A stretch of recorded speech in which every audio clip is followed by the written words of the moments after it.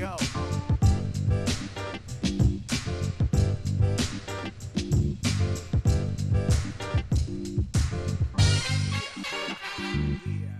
Bitter. Nothing personal word of the day. Today is Tuesday, June 29th, 2021.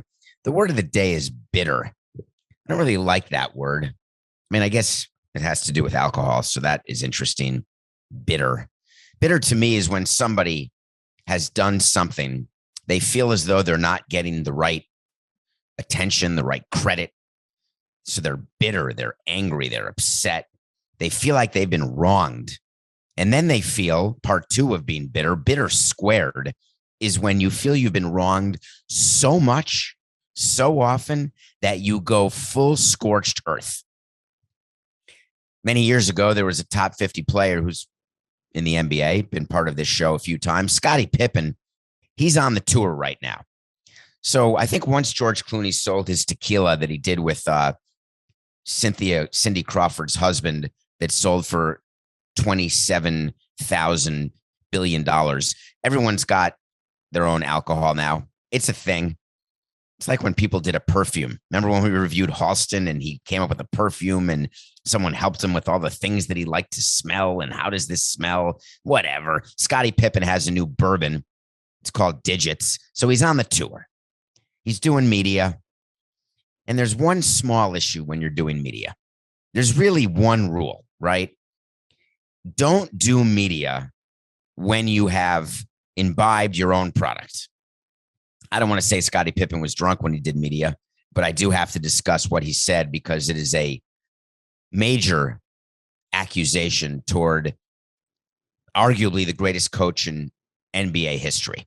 There are people who say Red Auerbach could be the greatest coach. I think Red Holzman is the greatest coach, of course, the coach of my Knicks at 2 World Series champions. It could be Pat Riley. He almost got a championship for the Knicks and certainly won it with the Heat and with the Lakers. But Phil Jackson, you could say he had great players, but he's gotten it done. So Scottie Pippen goes on a show yesterday, and he's being asked questions about a statement he made. And I want to take you back to that game in 1994. Michael Jordan had retired, forced to retire. He spent that year away, played baseball. And in 1994, Scottie Pippen led the Bulls to a playoff series against the Knicks. The Knicks ended up finally beating the Bulls, going to the finals and losing to the Rockets. John Starks shot 2 for 18. Don't bring this up again. I don't want to think about it. But in one of the games between the Bulls and the Knicks, there was a last-second shot, and Scottie Pippen famously refused to go in the game because his role in the last-second shot was to be the inbounds passer, and the play was called for Tony Kukoc. And Scottie Pippen, the leader of the team, a potential MVP candidate that year, he literally sat on the bench. He didn't participate in the huddle, and he did not go in. Phil Jackson saw he wasn't going in the game, put someone else in the game. Kukoc gets the last shot. Scottie Pippen goes on the air yesterday and says that the play call that Phil Jackson made was racially motivated and that Phil Jackson is a racist. And the reason that he called the play for Tony Kukoc is that Tony Kukoc is white. And Scottie Pippen said, I was the best player on the team. It was my team. It had always been Jordan's team. And he just sounded so bitter while he was saying it. This has been Jordan's team, but it was finally my turn. And then it was my moment, and he gave the ball to Tony Kukoc. And Dan Patrick, this was on his show, he didn't stop. He dug in a little more to Scottie and said, are you saying that Phil Jackson called a play for Tony Kukoc because of his color? And Scottie Pippen said, I'm just telling you that if you're going to say racial overtones are involved, I'm going to agree. And then it was brought up, what about the final shot when the Bulls won the world championship? And it was Steve Kerr. And there was a whole play called that was for Steve Kerr to hit the game-winning shot, the current coach of the Warriors. For those of you who don't know, he used to be a player for the Bulls, and he actually won a title, several titles, but he had a game-winning shot. And there's a famous soundbite of Michael Jordan inside a huddle as they're calling the final play of that series. And Michael Jordan says to Steve Kerr, be ready. And so Dan Patrick said, hey, Scottie, that doesn't seem racist when he called a play for Michael Jordan. But Michael Jordan said, hey, Steve, you be ready just in case. And Scottie Pippen said, you don't get it. The cameras were on, everything was being done by Michael Jordan, for Michael Jordan, about Michael Jordan, and all of the documentaries he was working on, Come Fly Away with Me or whatever it was. And all I kept thinking while watching this interview with Scottie Pippen is what happened to cause this bitterness. It was obvious that Michael Jordan is the greatest player in NBA history, and Scottie Pippen was his Robin. And what can tear down a team is when Robin thinks he's Batman, or when the accomplice thinks he's the star, or when the second banana thinks that he deserves to be the number one. And then when you're the number one, you realize you're not a number one. You're really the best number two, which makes you still a great player, still one of the best players in NBA history, but a clear number two when you're playing with the best player in NBA history. Scottie Pippen got paid. Scottie Pippen had a Hall of Fame career. What makes him so bitter? And it got me thinking about players I've come across and why and what causes them to feel the things they feel. And it occurred to me, it's not about money. It's not about fame. It's about appreciation for what you believe is your role as an individual athlete on a team sport. And the psychology of it is something that managers have to deal with, presidents, GMs, owners. The fragility of players would shock you. These are people who have been told they are the best their whole lives. They've been the best their whole lives on the court. We remember what we always say. If your son or daughter is not the best on his or her team, every team they've ever played on, they're not going to be professional athletes. So stop asking me or anyone else you know whether or not your kid's going to be that good. They've got to be the best everywhere. And then there's only a small chance they'll make it. So to be the best when you're a professional athlete, it means that you've been catered to. It means that you've got a talent that is out of this world. But with that comes a level of ego, a level of desire, a level of jealousy, a level of insecurity that doesn't get talked about a lot. And so when we're dealing with players, we have to learn, which is why we have a team of psychologists and why we deal with this more than I'd like to admit, is how to deal with the fragility of egos. Because when you've got a locker room, whether it's a basketball team or a baseball team, you have no choice but to build that chemistry, because winning doesn't bring chemistry. That's absolutely guaranteed, no matter what people will tell you, like about our 2003 team, bad chemistry. When we started winning, all of a sudden it was good chemistry. Forget it. Chemistry is something that you need 9 out of 10 times. There's always exceptions, but 9 out of 10 times, chemistry is what you need along with talent in order for there to be winning. And a coach's job is to make sure that the chemistry in the clubhouse, that people are not just getting along off the court, because that doesn't matter, but that they're getting along on the court. How many times do we see, wow, Luka's not passing to Porzingis, the Mavericks are in trouble. Jordan's not involving Pippen, the Bulls are in trouble. I don't think the latter happened, but that's an example. So Scottie Pippen does this interview, and what I was thinking is the bitterness of him is obvious. Do we have an obligation as a member of the media? And I never used to think about it like this because I was never in the media. I was always in the front office.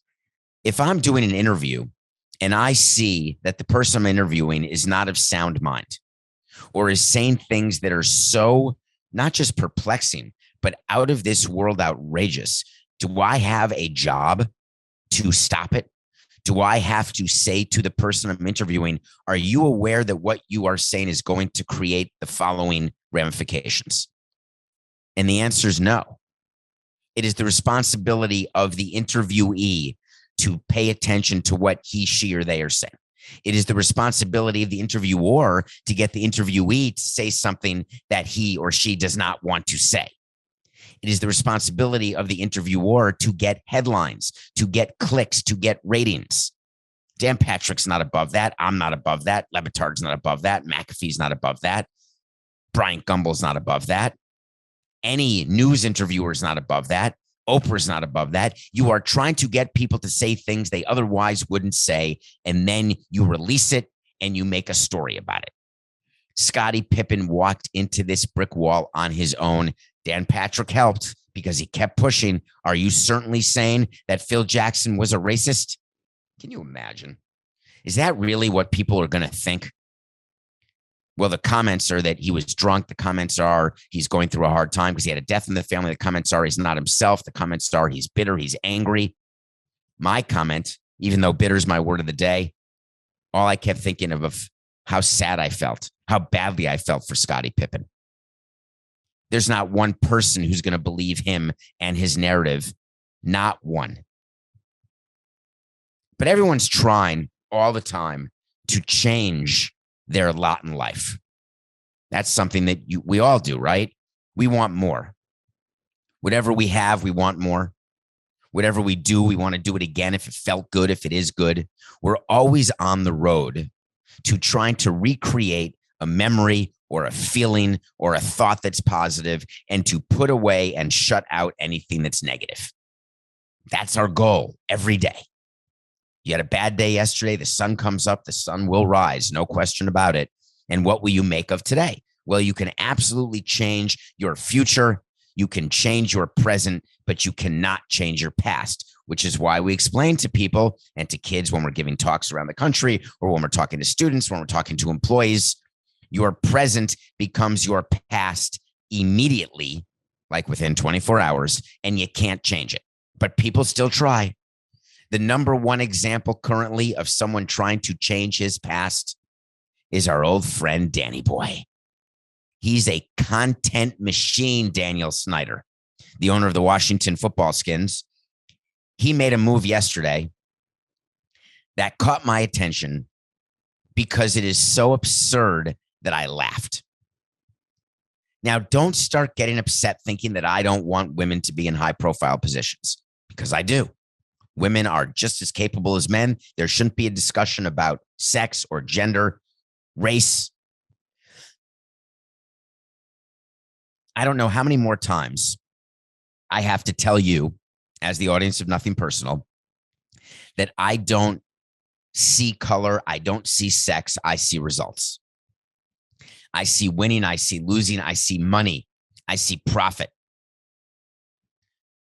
I want the best people in the best position to do the best job, to make me look the best, because as president of a team, that's all you do is put people in a position to do their job well and make you look good when they do it. And when they don't do it well, you look bad, and then you fire them and try to change the present and future, knowing that your past will be with you forever. Dan Snyder made a big announcement yesterday. He hired a woman CEO. How great is that? There is finally another woman CEO. Amy Trask, you're not the only one. Her name is Tanya. Her last name is Harding. Tanya Harding has been named the CEO of the Washington football team, and Dan Snyder is acting as though it's the greatest appointment in the history of sports.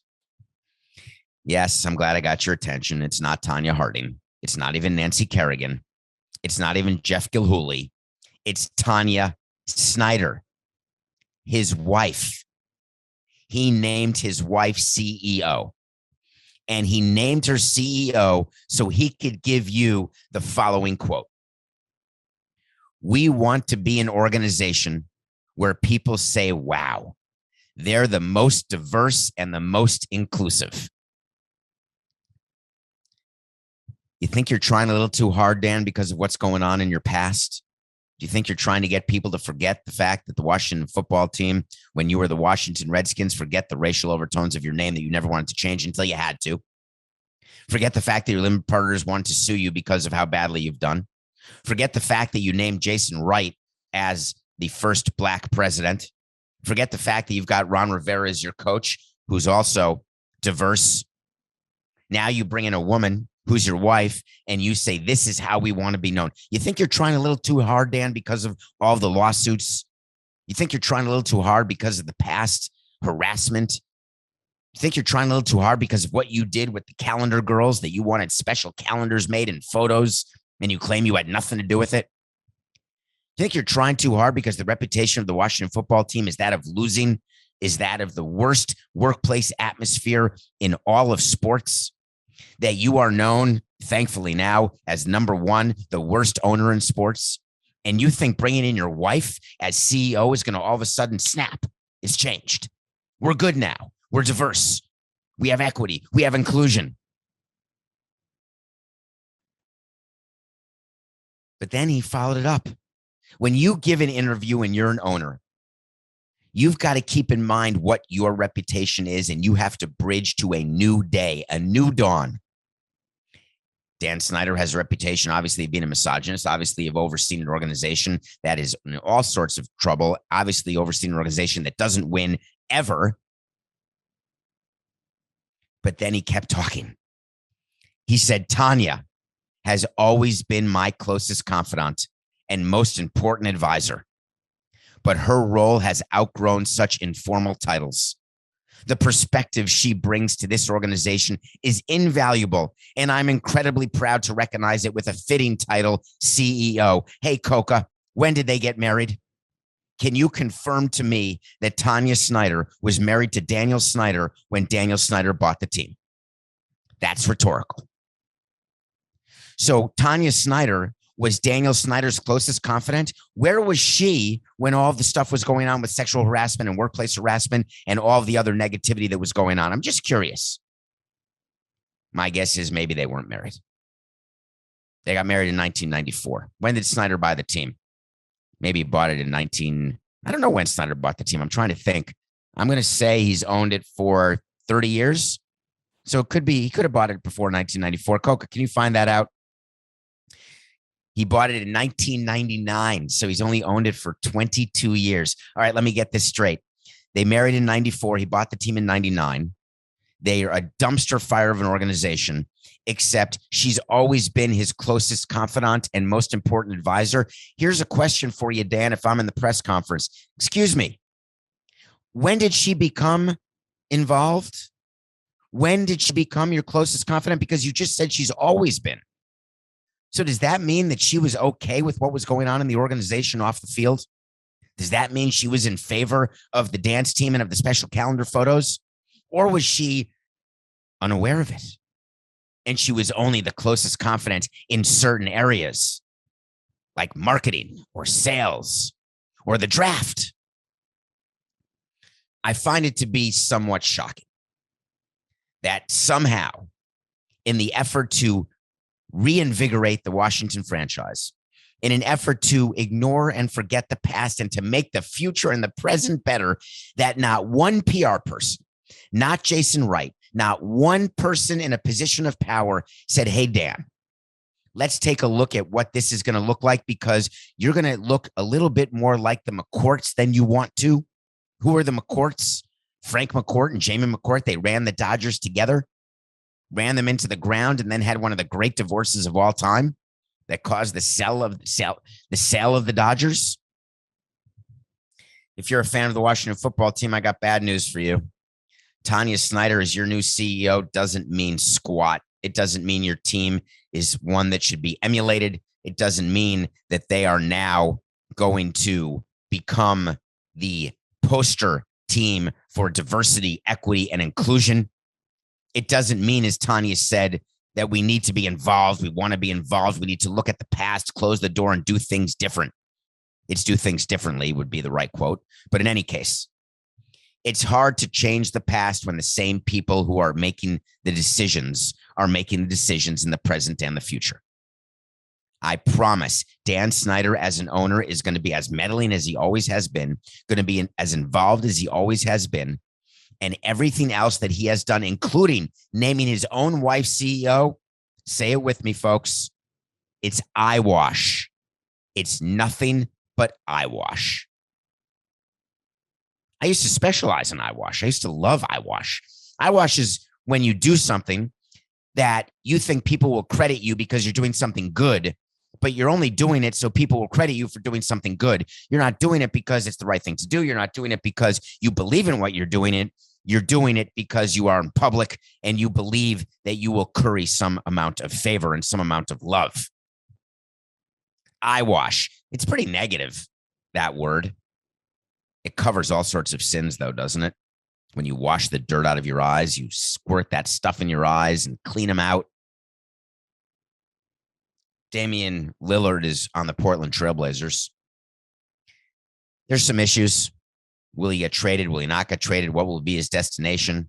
He wanted Jason Kidd as coach. Jason Kidd said, I'm not going to coach there. I take my name out of consideration. He then signs a deal with the Mavericks. Becky Hammon was being interviewed by the Trailblazers, and I spoke on this show when I told you, and I was upset to talk about it because I'm sorry that it's the case, but here on Nothing Personal, we say it how it is. Becky Hammon was not going to be named the Trailblazers head coach under any circumstance.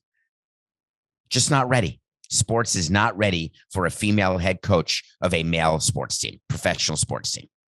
So Chauncey Billups gets named the coach, 5-year deal. And all of a sudden, word gets out of a past indiscretion of Chauncey Billups, the kind of indiscretion that we're hearing and reading about way too often. Athletes who have a domestic violent past, sexual harassment, sexual abuse, just bad behavior, wrong behavior that comes from ego. It comes from power, perceived power. Well, people in Portland are none too happy. People are commenting on the Billups hire, saying that the Becky Hammon interview was all eyewash. As a matter of fact, women in Portland are now saying, at this moment, I feel unheard, one said. I feel like my feelings and opinions and those of the women I love and respect who have survived abuse don't matter at all. They dangled a woman's name in front of us to make us think she had a chance, and then turned around and hired a man with rape allegations against him. And you know, I am all about innocent till proven guilty, but I'm also all about PR. And the reality is that some people, when they are hired, even if they have an allegation that turns out to be true or not true, they cannot be the face of an organization. It goes against the Constitution. But again, in sports and in business, sometimes what is perceived to be real turns out to be real. So Chauncey Billups has a problem. The Portland Trailblazers have a problem. The NBA has a problem. And all of sports has a problem because we're not falling for it anymore. All the minority interviews, all of the talk about not just Black Lives Matter. I don't mean the organization. I mean the movement, not just about diversity, equity, and inclusion, where everyone now has an officer chief of diversity, equity, and inclusion. We're going to make a difference, and we're starting now. And then you interview a bunch of people. Now, I grant you, Chauncey Billups is Black, person of color. So you can say, hey, we're diverse here in Portland. But what about women? What about violence against women? It is so common in sports. It's so common in the world. It's disgraceful. But people are trying. The Yankees are trying with women. They did something yesterday that got my attention. They let a woman be a Batgirl because she had wanted to be a Batgirl back in the 1960s, and the GM sent her a letter saying, sorry, Bat boys are boys, not girls. You can't do it because you're a woman. And then her daughter sent a letter to the Yankees and said, is there any chance my mother could be a Batgirl? Because now there's Batgirls all the time, and your organization shut her down. And the Yankees took the opportunity to get some good PR. I want to read you something they wrote, though. It was pretty interesting to me. Brian Cashman said, some dreams take longer than they should to be realized, but a goal attained should not dim with the passage of time. I have a daughter myself, and it is my sincere hope that every little girl will be given the opportunity to follow her aspirations into the future. I like that. He's saying that he wants his daughter to have a chance to be a Batgirl. He's not saying that. Maybe he wants his daughter to be a chance to be a GM like Kim Ang of the Marlins. Maybe we're now finally seeing the inflection point where women are treated equally in sports. We're seeing more trainers, more assistant coaches, more hitting coordinators in the minor leagues. We're definitely seeing more women. Women are now referees in the NBA. That's been going on for a long time. There's even a woman umpire in the minor leagues, I believe. Not in the major leagues yet. There's women football referees, linesmen, back judges. I wonder whether organizations do it just so they say they did it. Isn't that the definition of eyewash? I think it'd be really cool if the Yankees did that and didn't get any publicity out of doing it. They just did it as a matter of course. Why does there need to be quotes about it or a story and a release, a professionally done release? I know why.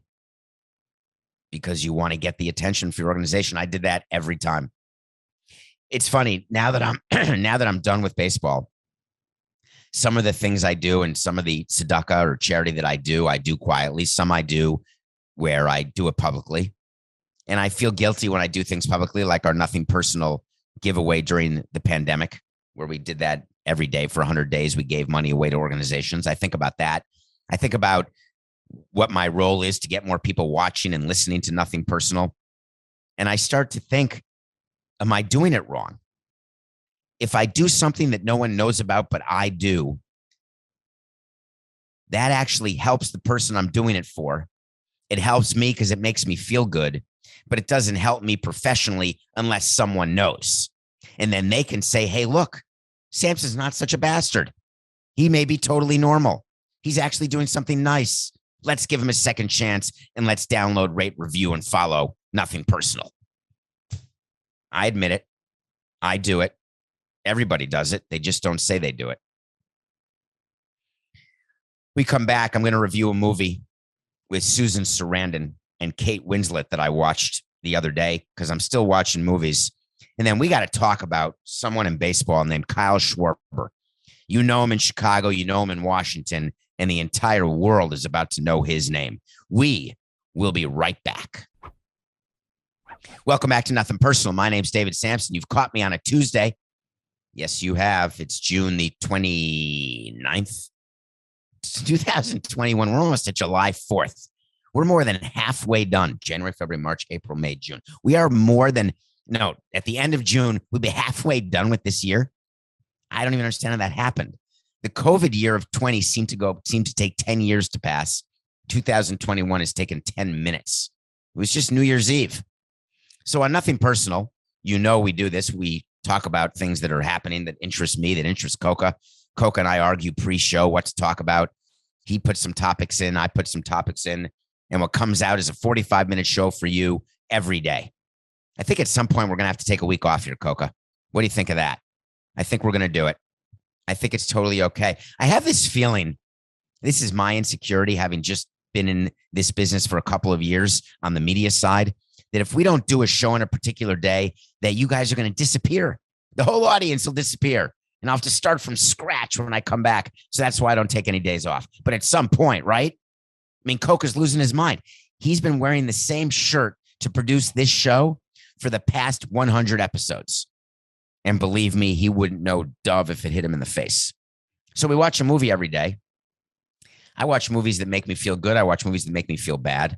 I watch movies that I don't know how they're going to make me feel. I watch movies that you suggest to me. I watch movies that I see that are suggested through some algorithm on the streaming services that I'll never understand, but they nail it more times than they don't. I guess I'm pretty obvious that I like drama. I like romantic comedies. I like things that make me laugh, things that make me cry, just generally things that make me feel, because 18 years of baseball made me feel nothing. So I'm trying to get that feeling again. Ooh, that's a Barry Manilow song. Do you guys know who Barry Manilow is? I'm trying to get, I've been up, down, trying to get that feeling again. Blackbird, not the Beatles song. Blackbird is a great song. It's actually in the movie Across the Universe, sung by Evan Rachel Wood. It's also a Beatles song. But in this case, it's the name of a movie that stars Sam Neill, the guy from Jurassic Park, who doesn't like kids, as the father. He's married to Susan Sarandon, and they've got two kids, one played by Kate Winslet. Kate Winslet's husband is Rainn Wilson, who looks familiar to me, but I can't place him where he is, but he's in the movie too. And the movie is fascinating. It's about Jack Kevorkian. Not really him. It's about taking control of your life and ending your life when you have a sickness that you do not believe you can recover from.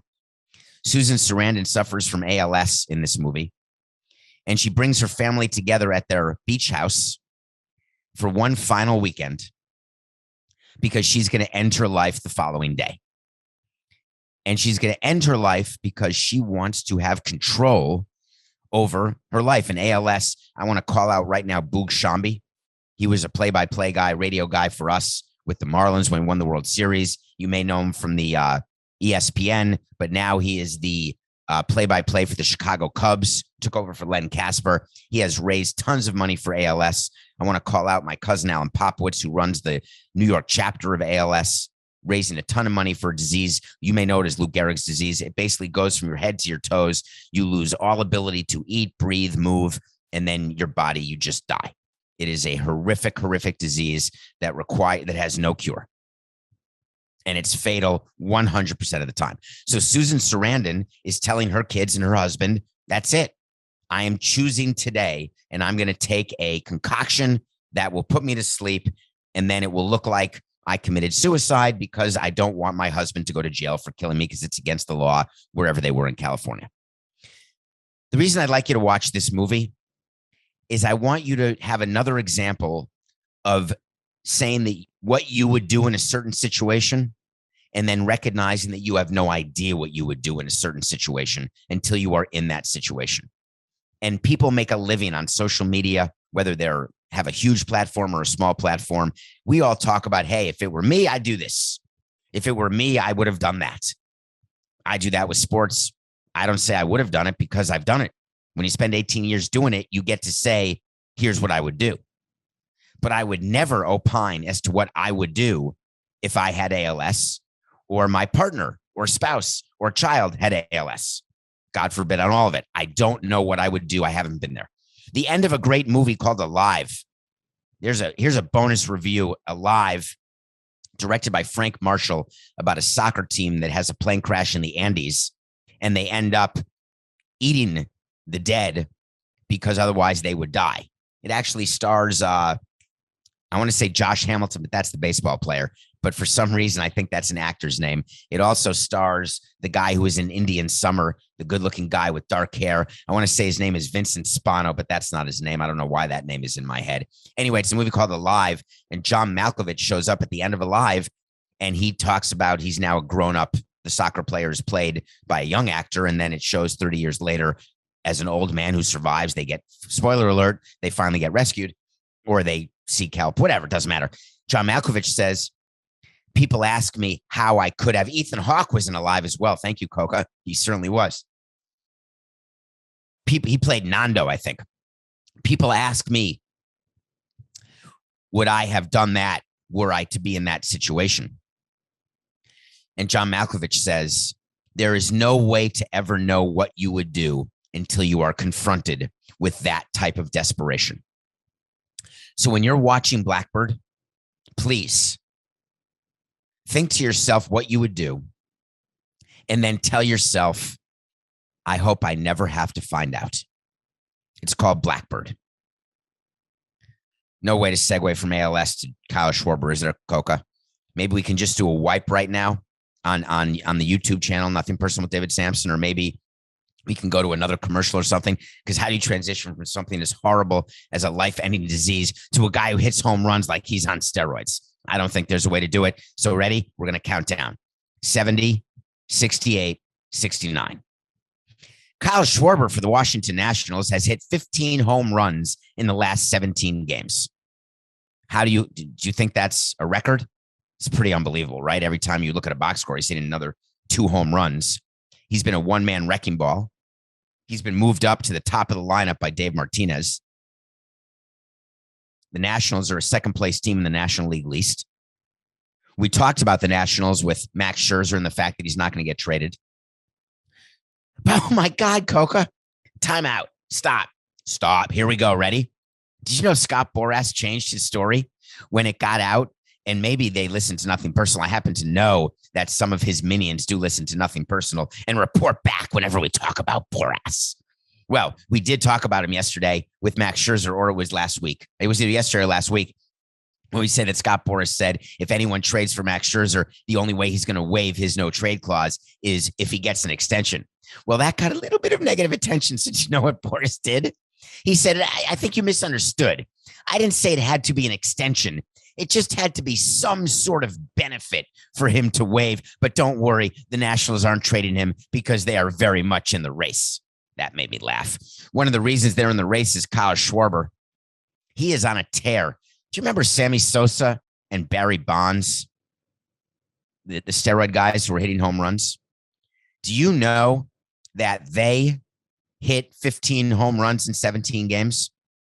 And with all the proliferation of home runs, with everything that's been going on in baseball, Do you know that not one player since 2001 in the last 20 years has hit 15 home runs in 17 games until Kyle Schwarber? And I did a little research, and it appears that Cub fans are despondent beyond repair.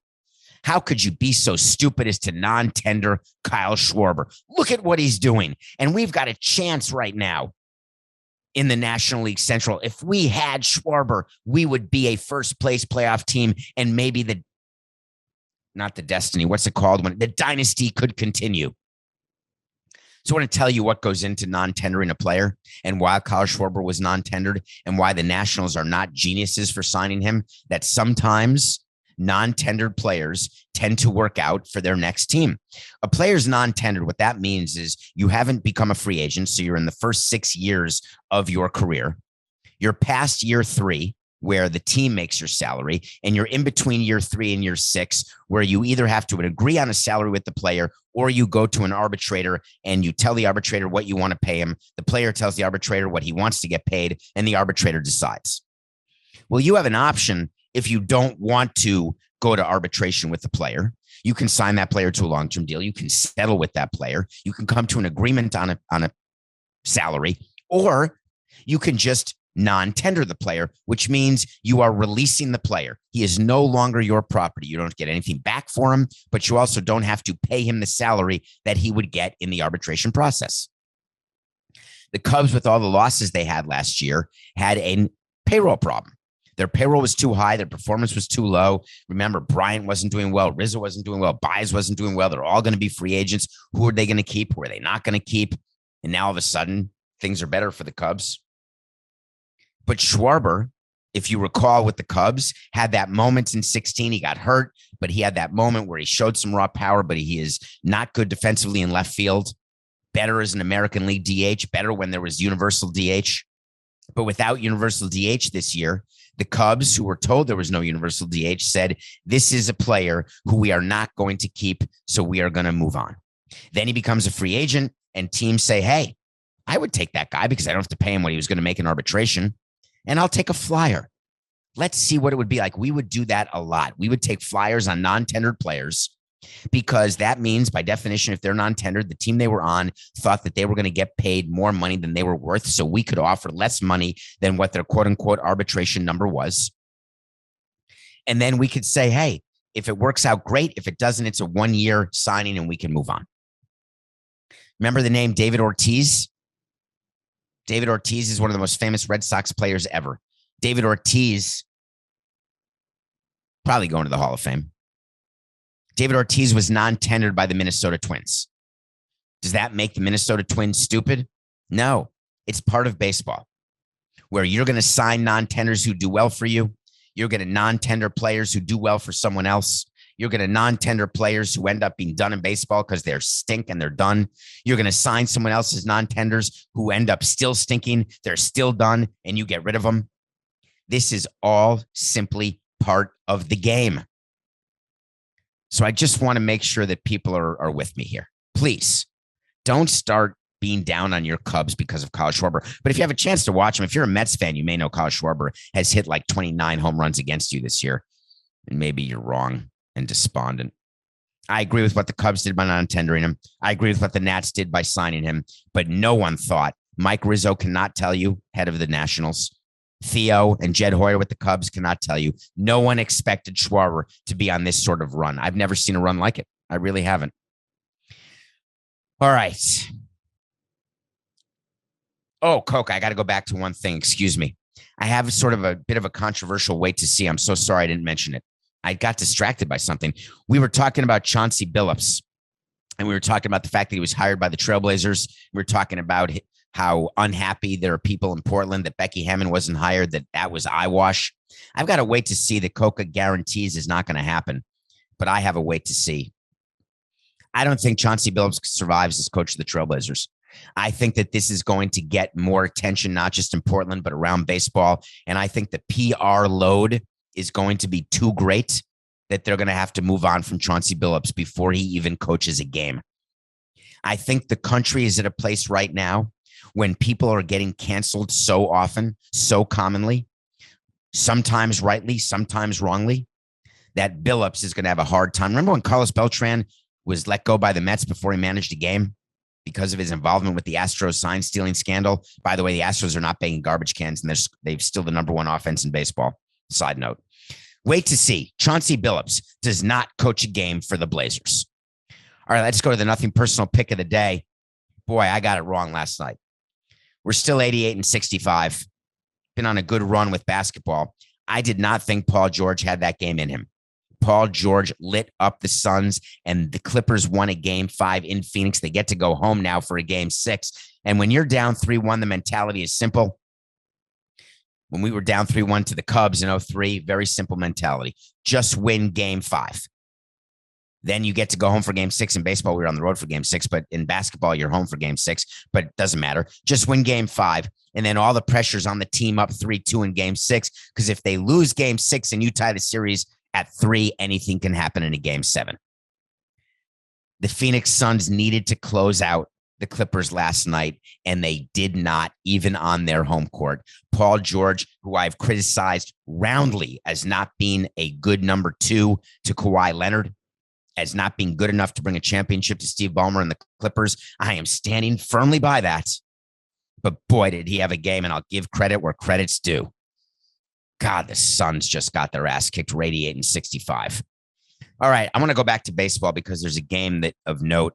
I've told you, you obviously know my history with the Marlins, and some of you think that I am pick against the Marlins all the time, and you think that I don't like the Marlins because of my personal issue with Derek Jeter, who I forgot to wish happy birthday to this weekend. I actually, when he was, I'm going to go to my texts for, I'm doing this right now live while we're on the show. I've been texting Derek Jeter happy birthday for a long time, and I want to just go right now to what the responses have been. Because it used to be when he was trying to buy the team, he would text nonstop and happy birthday. Hey, thanks. Let's get together. Everything's great. And then starting in 2017, right after he bought the team, on June 26th of 2018, happy birthday. Hope you have a good day. No response. June 26th, 2019, happy birthday. No response. June 26th, 2020, happy birthday. Have a safe day. No response. I didn't text him in 2021. I finally got the hint. I don't think he's going to respond to me ever again. I wonder what'll happen when I see Derek again. Anyway, so you all think I have an issue with the Marlins. I don't. They have one of the best pitching staffs in baseball. They just can't score runs. They have a run differential of plus 17. They're 11 games under. They have a rookie who's won Rookie of the Month twice, Rogers, a guy, yes, we drafted. Sorry for people who think that we did nothing but hurt the Marlins, although we have a ring. I'm a little bitter about that. I'm bringing it full circle, Coca. No, I'm not really that bitter. I know what we did. Trevor Rogers is his name, and he's pitching against the Phillies. The Marlins are in Philadelphia. Philly is desperate. Philly has the most blown saves of any team in baseball. Joe Girardi does not know what he's doing when it comes to how frustrated he feels about his bullpen. They tried to fix the bullpen during the offseason. Everyone said they did a great job, and their bullpen is just as bad this year as it was last year. They have had a major hard time winning games where they've had the lead. They've had a major hard time winning games, period. Realmuto's still hurt. They signed him, and we told you before the season started, they did not get better by bringing back JT as a free agent. They have not won anything with Bryce Harper. He's already in year 3 of 13. They have done nothing. I think they finished at 500 one of the 3 years, and that's it. And they are on course to finish below 500 this year. Coca, that may be a wait to see that I did previously, that the Phillies will finish below 500, because I really do believe they are not a good team. But their pitching staff, it's a disaster. And when you have a bad bullpen and you blow saves, this is from personal experience, it impacts the rest of the team psychologically. The starting pitchers get angry with the bullpen. The position players get angry with the bullpen. They don't show them up on the field, but believe me, there's chirping that goes on behind the scenes. And the Phillies are in the midst of some of the greatest chirping of all time. Their 21 saves right now leads MLB, 21 blown saves. And they've got to go against Trevor Rogers and a Marlins team that is well below 500 in last place. But guess what my pick of the day is today? It's the Marlins. The Marlins are a better team than the Phillies. They have better pitching. They just can't score runs. But the Phillies, when you can't pitch and you don't have a bullpen, you're going to lose. The Marlins made a trade. Trades are starting today. Marlins traded away a couple players. They're starting to shed payroll as they should. Sellers are starting to come to the forefront. Will the Phillies actually sell? Will they buy? Will they add to their bullpen knowing that they have a chance in their mind to actually compete in the NL East and to be a wild card, which I don't think the wild card is going to come out of the NL East, so you better win the division. The Mets, who can't score but can pitch, the Phillies may delude themselves into saying, hey, we can do this. They may be able to, just not starting tonight. Hey, you better open your wallet, Mr. Middleton, and spend some stupid money because you need pitching. It's just business. This is nothing personal.